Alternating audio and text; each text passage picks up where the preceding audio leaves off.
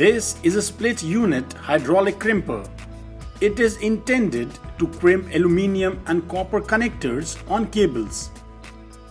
It has a crimping range of 50 to 400 square mm.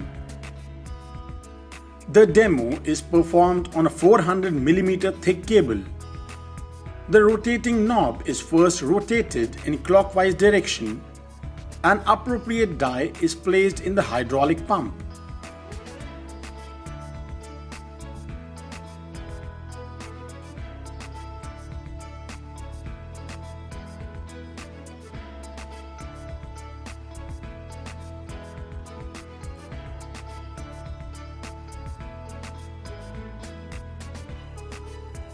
The cable is then placed between the die and the connector is tightened on the cable.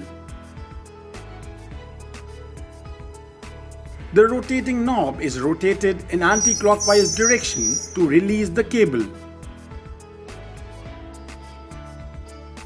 This handy tool comes complete with convenient carry case for easy storage and portability.